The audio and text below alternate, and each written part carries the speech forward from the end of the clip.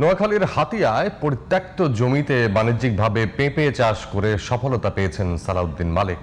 উন্নত জাতের রেড গান 2 ও টপ লেডি চাষ করে স্থানীয় চাহিদা মিটিয়ে জেলার বিভিন্ন বাজারে সরবরাহ করছেন এই চাষি। মালিকের সফলতা দেখে কৃষি উদ্যোক্তা হতে উৎসাহিত হচ্ছেন অনেকেই। নোয়াখালী প্রতিনিধি শাকিল আহমেদের তথ্য ছবিতে আরো জানাচ্ছেন জামান আশরাফ।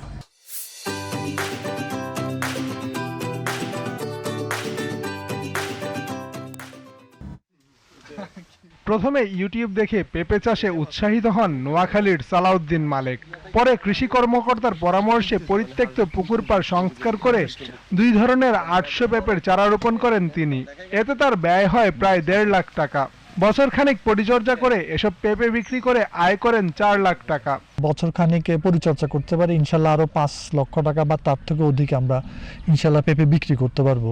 বিএ পাস মালিকের পেঁপে চাষে সফলতা দেখে আগ্রহী হচ্ছেন তার গ্রাম শূন্যচরের অনেকে। এটার মোটামুটি যে কালার এবং মিষ্টি হওয়ার কারণে এটা খুব রসালো, এই জন্য এটার চাহিদা খুবই বেশি। এখন গাছের বয়স 10 মাস, একটা গাছে প্রায় 1.5 মণ থেকে 2 মণ পেঁপে হয়। প্রতি মণ আমরা 800 টাকা থেকে 1000 টাকা 1200 টাকা পর্যন্ত আমরা বিক্রি করি। এই পাকনা পেঁপেগুলো আমরা পার কেজি 70 টাকা দরে বিক্রি করি। পেঁপে চাষে কৃষকদের উদ্বুদ্ধ করছে কৃষি বিভাগ।